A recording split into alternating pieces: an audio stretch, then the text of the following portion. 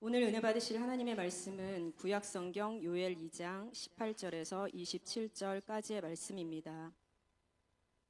다 함께 합독하시겠습니다.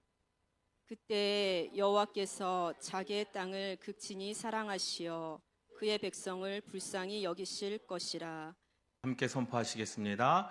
우리 교회는 하나님의 진리와 반대되는 동성애를 반대하고 자유주의, 인본주의 신학을 이단으로 규정합니다. 아멘. 할렐루야. 우리 옆에 분들과 인사를 나누도록 하겠습니다. 사랑하고 축복합니다. 사랑하고 축복합니다. 아멘. 할렐루야. 아멘. 예. 처음에 이제 지휘자 선생님이 계셨을 때 처음에는 지휘자 선생님을 안 보시더라고요. 그냥 성가곡집만 보고 하셨는데 시간이 흐를수록 이제 지휘자 선생님하고 눈도 마주치고 하는 모습들이 너무나 아름다웠습니다. 좀 여유가 생기신 것 같아요. 찬양을 하시면서 이제 지휘자 선생님의 손짓도 보고 눈도 마주치는 그러한 모습을 보게 되었습니다. 여러분들에게 있어서 하나님은 어떠한 하나님이십니까? 여러분들이 하나님을 경험했던 때를 한번 생각해 보세요. 그러니까 하나님을 경험했다고 해서 모세처럼 하나님께서 부르셔서 떨기나무에서 하나님의 음성이 들렸다, 그게 아니라 어떠한 사건 아니면 어떠한 일 아니면 어떠한 그 상황 속에서 하나님이 살아계시는구나 라고 그렇게 믿었던 경험들을 한번 생각해 보세요. 물론 하나님께서 아들을 우리에게 주셨어요. 그리고 십자가에서 죽으시고 우리의 모든 죄를 사해 주시고 우리를 구원해 주셨습니다. 구원의 감격인 거예요. 그래서 나는 구원 받았다. 예수 그리스도의 피로 나는 죄 사함 받았다. 그러한 경험이 아니라 여러분들이 인생 가운데 진짜 하나님은 살아계시는구나. 어떤 사람을 죽을 자리에서 살려주신 그러한 경험이 있을 수도 있는 것이고, 아니면 어떠한 상황 속에서 어떤 음성이 들렸다든지 어떠한 일들 가운데서 하나님이 살아계시는구나 라고 했던 그때의 한번 기억을 한번 떠올려 보시기를 바랍니다. 그 하나님이 여러분들에게 어떠한 하나님으로 다가오느냐, 저도 그러한 경험이 있었어요. 몇 년 전에, 한 40여 년 전에, 40여 년 전에 6살 때인가 7살 때 정도였을 것 같아요. 근데 그때가 겨울이었습니다. 이제 겨울이었기 때문에 교회에 사무실도 있었는데 겨울이었기 때문에 추웠어요. 그래서 이제 재정부를 교회 이제 사택의 안방에서 이제 재정부를 보고 있는데, 그날 제가 그냥 아무 생각 없이 이제 아버지께서 이제 계셨고 장로님 권사님이 계셨고 세 분이서 똑똑히 이제 기억이 나는 거죠. 세 분이서 이제 재정을 정리를 하시는 거예요. 근데 저는 이제 안방이니까 아버지가 이제 양반다리를 하고 앉아 계시는데 제가 거기에 이제 머리를 베고 이렇게 그냥 가만히 누워 있었어요. 아무 생각 없이 그냥 가만히 누워 있었어요. 그런데 권사님이 저에게 100원을 주시는 거죠. 이제 100원을 주시면서 용돈이다라고 이제 주시는 거예요. 그래서 감사합니다라고 했는데 어떤 분이 이제 장로님이신가 그랬어요. 너 그 100원 가지고 뭐 할래? 이제 저한테 물어보시는 거예요. 그래서 제가 뭐라고 대답을 했냐면 다음 주에 헌금하겠습니다라고 대답을 했어요. 아멘할 일이 아니에요. 그리고 제가 어떻게 했냐면 이 100원을 들고 다음 주에 헌금하겠습니다라고 하고 100원을 들고 집 밖으로 뛰쳐나갔습니다. 왜 나갔겠습니까? 그때 당시에 빅파이가 한 개에 50원이었거든요. 50원? 초코파이가 100원이었고 빅파이가 50원이었습니다. 그런데 이제 사택을 나가서 주차장을 지나서 돌면 한 폭이 한 5m 정도 되는 폭이었었어요. 저 길가까지. 그 거리가 그리 멀지 않습니다. 저 구멍가게에서 교회 사이에 집이 3채가 있었거든요. 그러니까 그리 멀지 않은 길이에요. 그리고 폭도 굉장히 넓었어요. 그리고 제가 이 100원을 들고 열심히 어디를 향해 달려갔겠습니까? 구멍가게를 향해 달려가는 거예요. 뭘 사려요? 빅파이 50원짜리 하나 사고 50원은 다음 주에 헌금하려고. 막 뛰어가는 거죠. 뛰어가는데 저도 모르겠어요. 그 순간에 전봇대가 제 앞에 있었던 거죠. 그 전봇대에 그냥 부딪혔습니다. 코피가 나고 눈탱이가 밤탱이가 돼서 울면서 집에 들어와가지고 이제 막 눈은 왜 그러냐, 너 눈은 왜 그러냐, 코피는 왜 흘리냐, 제가 설명을 한 거죠. 내가 100원을 들고 해서 달려갔는데 한번 생각해 보세요. 5m거든요. 부딪힐 일이 아니에요. 제가 미쳤다고 저 전봇대를 향해서 뛰어가겠습니까? 그런데 막 뛰어가는데 전봇대가 제 앞에 있는 거예요. 그리고 부딪혔어요. 코피가 나고 눈탱이가 밤탱이 되고 설명을 하고 100원을 어떻게 했겠습니까? 제가 던졌습니다. 네. 그때 제가 느낀 건 그래요. 아, 하나님이 살아계시는구나 라는 것을 처음 느낀 거예요. 그런데 제가 느낀 하나님은 어떤 하나님이셨냐면 무서운 하나님이셨어요. 예, 생각을 해보세요. 무서운 하나님이죠. 절대로 부딪힐 일이 아니에요. 길이 좁은 것도 아닙니다. 넓은 그 길이었었어요. 구멍가게가 보입니다. 그 구멍가게를 향해 달려가는 거예요. 그런데 전봇대가 제 앞에 있었고 부딪혔다라는 그 사실. 지금도 생각해도 희한한 일이고요. 지금도 생각해도 이해할 수 없는 일. 근데 하나님은요, 우리의 모든 소리를 다 듣고 계셨다라는 거죠. 그냥 그 용돈을 받았을 때 너 뭐 할 거냐? 50원 빅파이 사 먹고 50원 내가 헌금하겠습니다라도 했어도 됐을 텐데 그냥 다음 주에 헌금하겠습니다라고 그 돈을 들고 뛰쳐나가는 그 순간에 그러한 일이 일어났습니다. 그때 느낀 거죠. 아, 하나님이 진짜 계시는구나. 그 어렸을 때에도요, 그러한 그 은혜가 있었어요. 아, 그때 하나님이 계시는구나. 처음 제 입술로 고백했던 때가 아니었나 그렇게 생각을 합니다.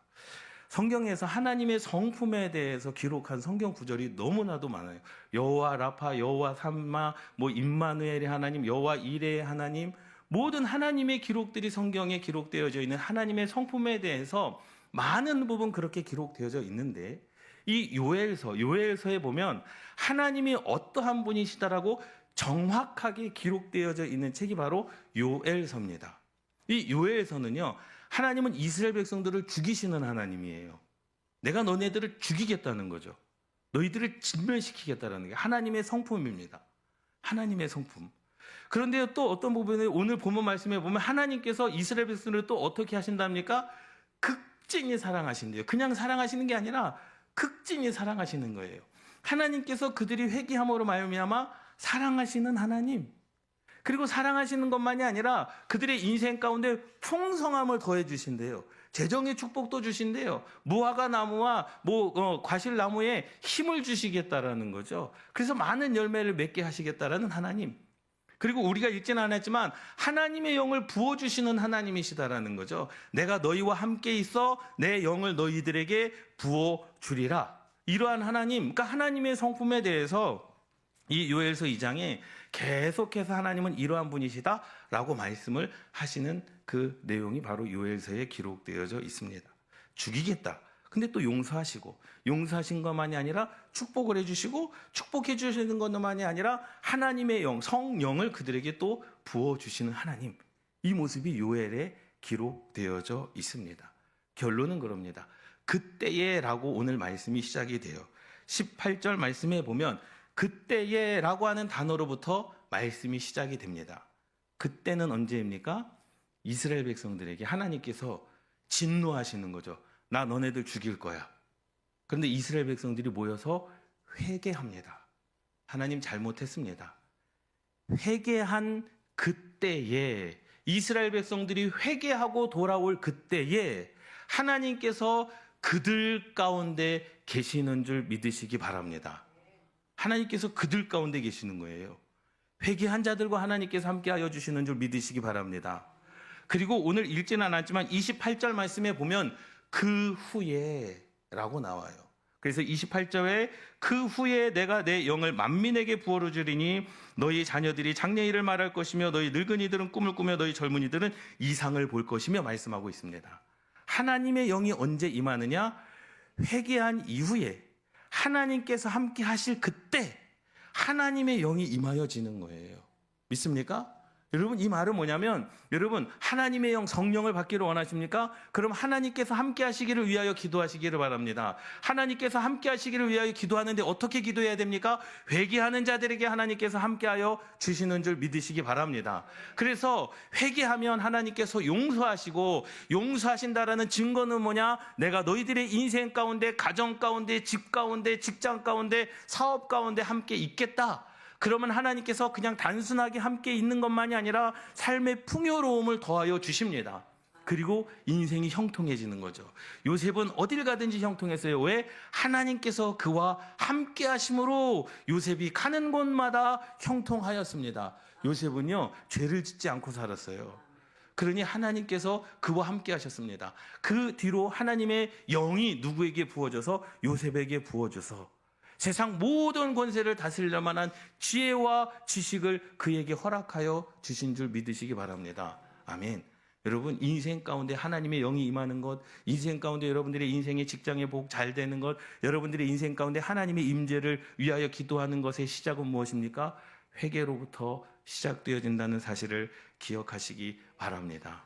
하나님께서 함께 하시는 시점은 언제냐? 그 때에. 어느 때? 회개할 때에. 오늘 본문 말씀의 시작이 그 때로부터 시작이 되어지는 거예요. 그래서요, 사람이 삶을 살아가면서 자기 자식이 있잖아요. 자기 자식이 죄를 지으면 용서를 해주지 않습니까? 용서를 해주잖아요. 잘못하면 용서해 주잖아요.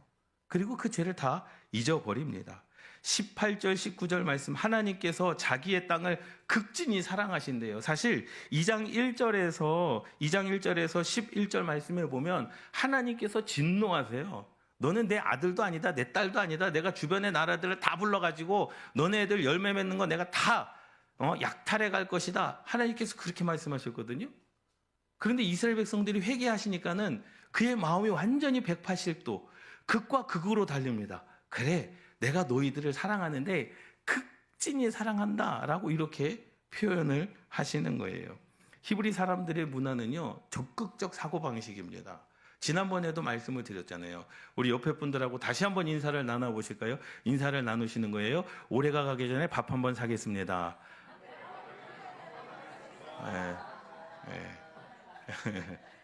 예. 이 말씀을 드렸던 적 기억나십니까? 헬라적 사고방식은요, 이해를 하는 거예요. 그 마음을 이해를 하는 거예요. 안 사줘도 돼요. 네 마음 이해했어. 무슨 뜻인지 알았어.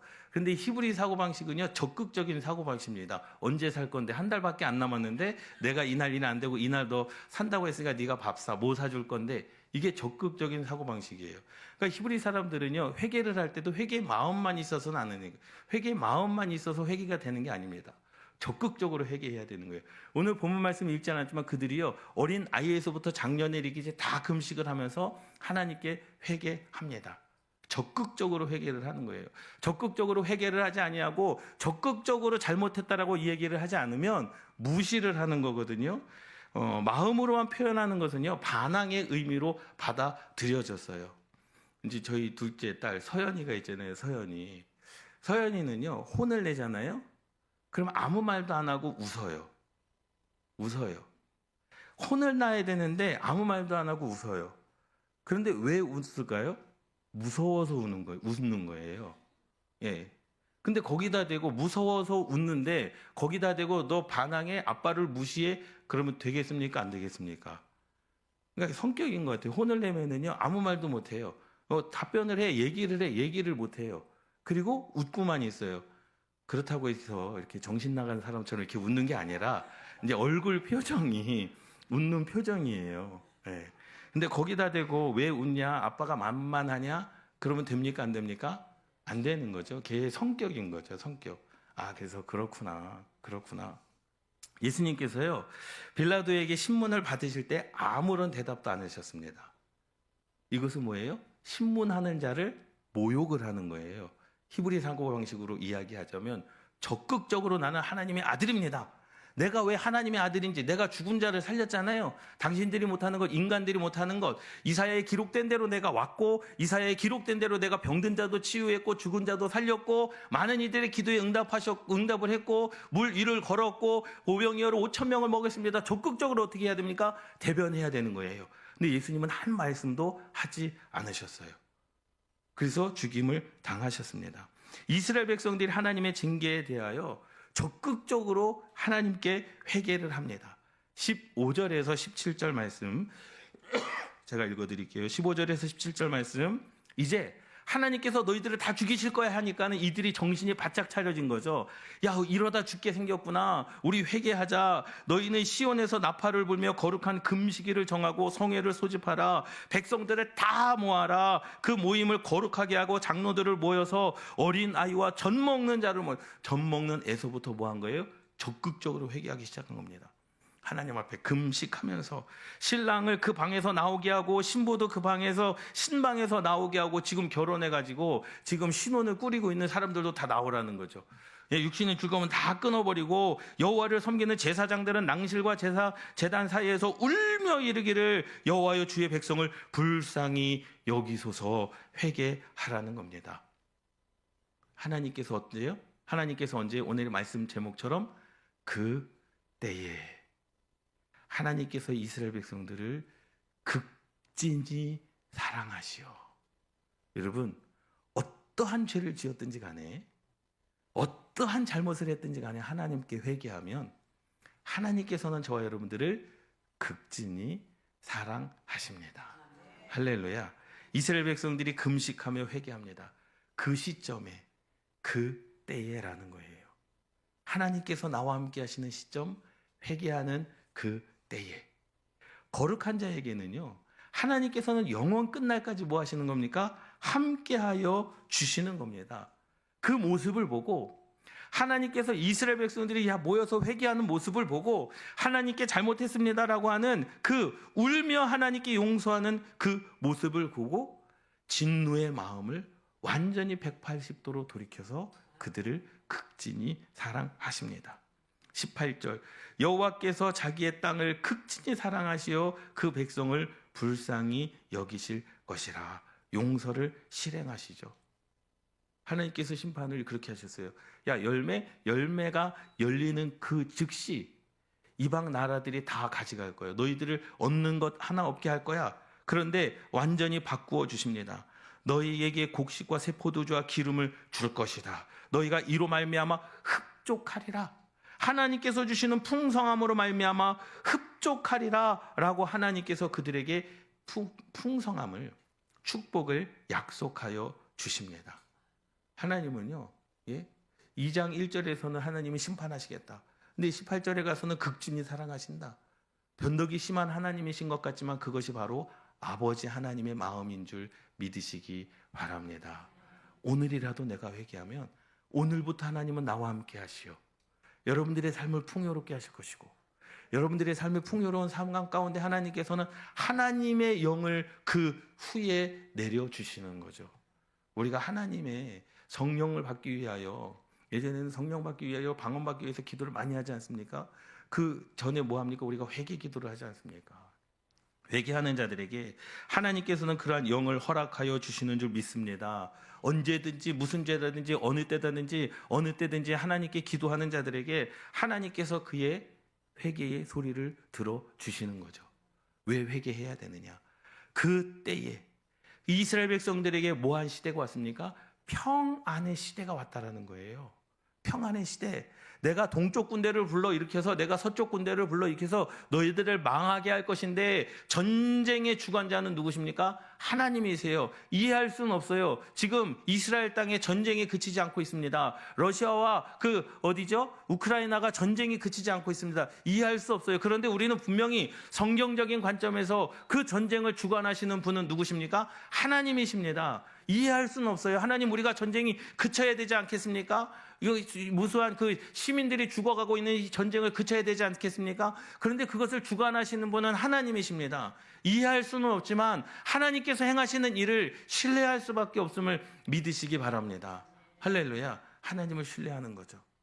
원망하지는 마시기 바랍니다.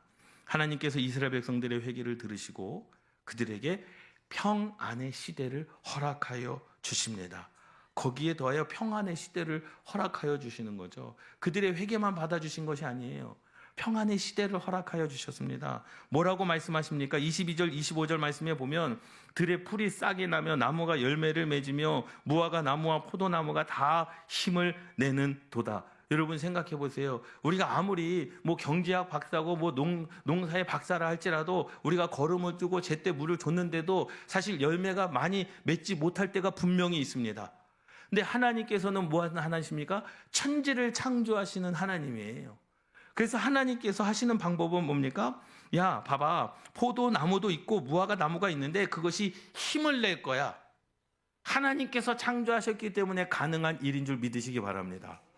열매를 맺게 할 거야. 하나님께서 창조하셨기 때문에 그 일이 가능하게 되는 줄 믿으시기 바랍니다. 너희들이 하나님 앞에 죄를 지었을 때에는 전쟁이 일어날 것이고 너희들이 포도 열매, 무화과 나무 열매가 열리자마자 많은 이들이 노력하고 탈취해 갈 것이지만 이제는 아니다. 너희들이 회개를 했으니 인생 가운데 평안의 시대가 열릴 것이다 라고 말씀하시는 겁니다. 이게 하나님의 사랑입니다. 할렐루야. 여러분, 우리가 인생을 살아갈 때 세상적인 개념으로 살지 마시기를 주님의 이름으로 축원합니다. 전쟁이 끝나면요, 모든 것이 회복되는 거예요. 내 안에 내 삶 가운데 죄의 문제가 해결되어지면요, 모든 것이 해결되어집니다. 이른 비와 늦은 비를 적당할 때에 주시겠다라고 약속을 하시는 거죠. 여러분, 회개와 더불어 찾아온 것. 요엘서 2장의 말씀을 한번 읽어보십시오. 회개와 더불어 찾아온 것은 무엇이었습니까? 하나님의 용서였습니다. 하나님의 용서만 찾아왔습니까? 평안의 시대가 왔습니다. 평안의 시대만 왔습니까? 아니요.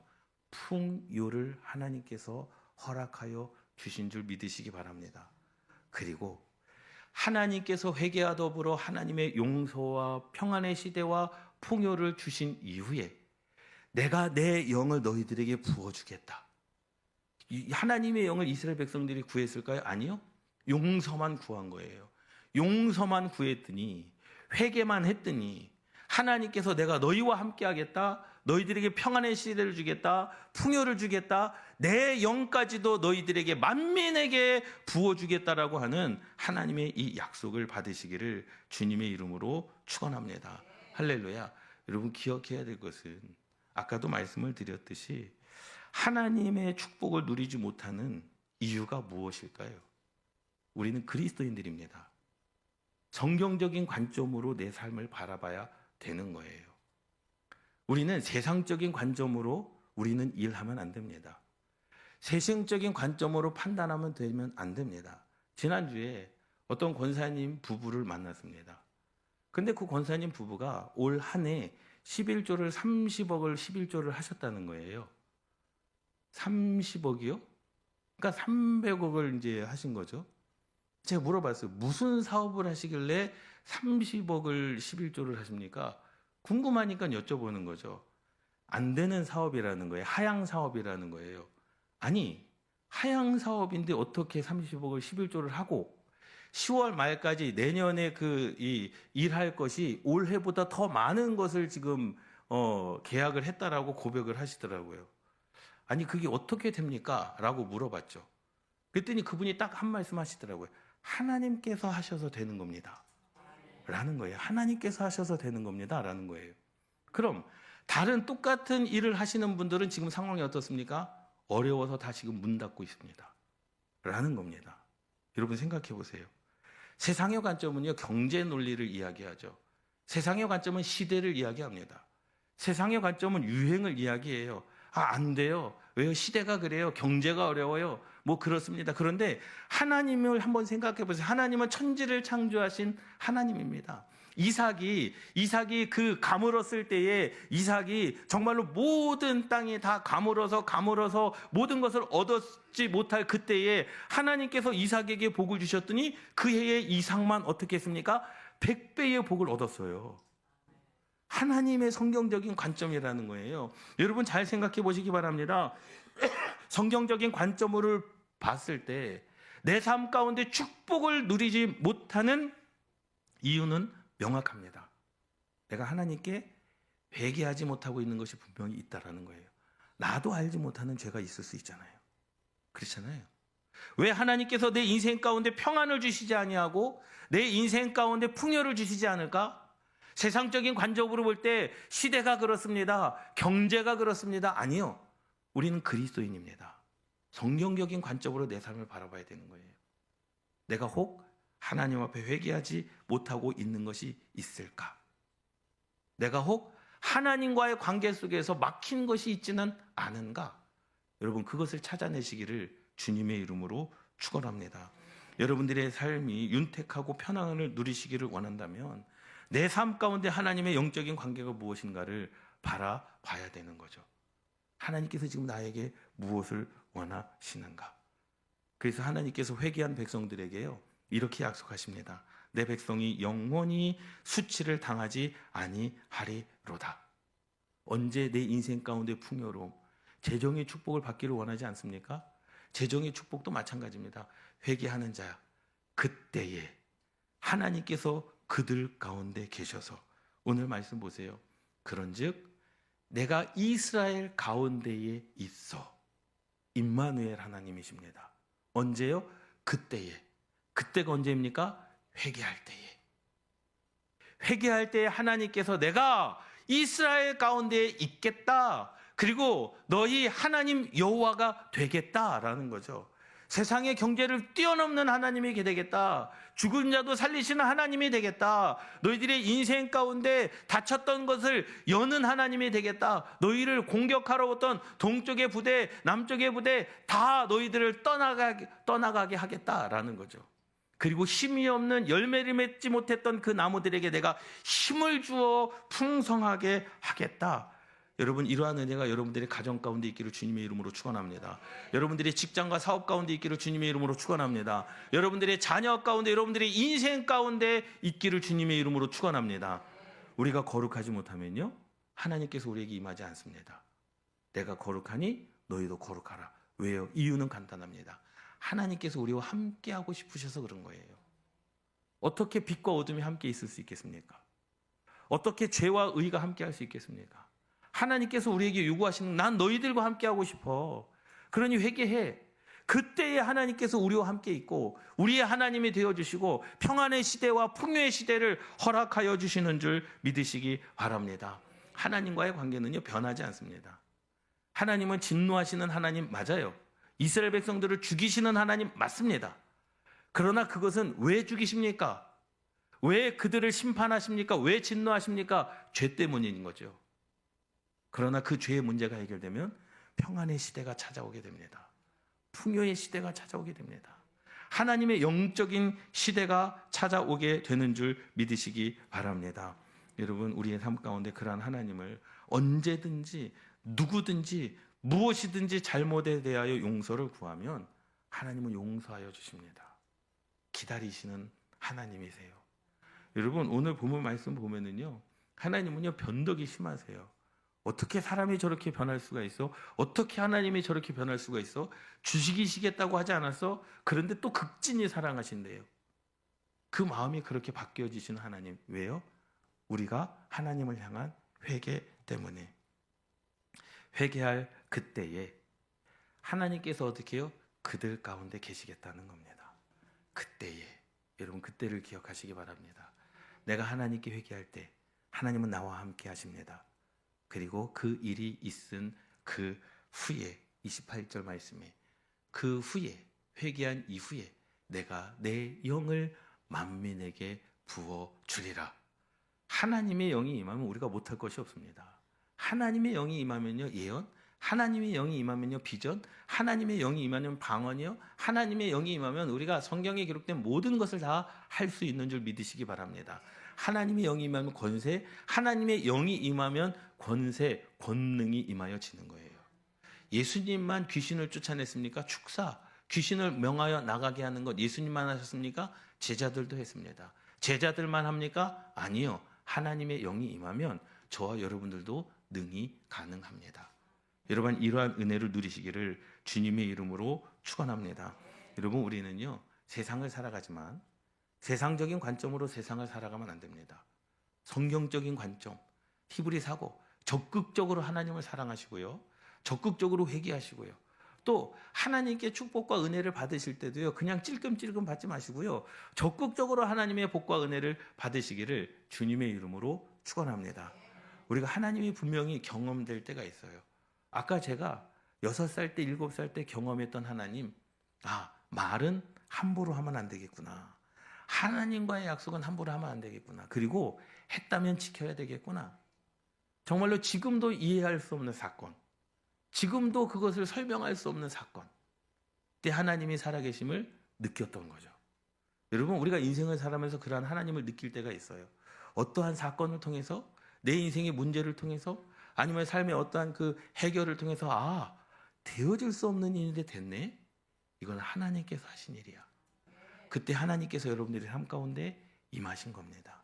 여러분, 그 하나님을 경험하시고요, 회개하는 자들에게 오늘날 우리의 모든 삶에도 풍요와 넉넉한 것을 베푸시는 분, 2024년 한 해가 가기 전에 하나님께 혹 내 인생 가운데 내가 잊지 못하는, 내가 기억하지 못하는 죄가 있다고 한다면 여러분, 회개하십시오.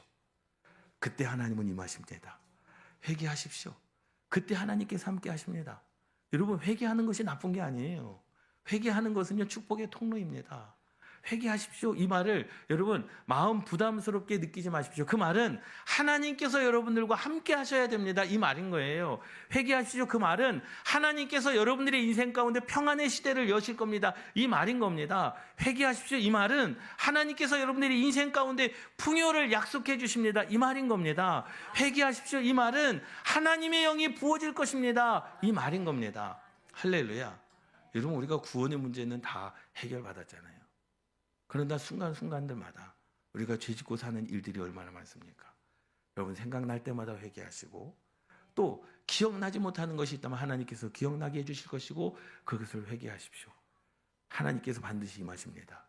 평안의 시대와 풍요의 시대와 하나님의 영이 임하는 그러한 은혜가 저와 여러분들 가운데 임하여지기를, 여러분들이 직장과 사업과 학업과 자녀와 가문과 자손 대대로 하나님의 임하여지는 은혜가 있기를 주님의 이름으로 축원합니다. 기도하시겠습니다.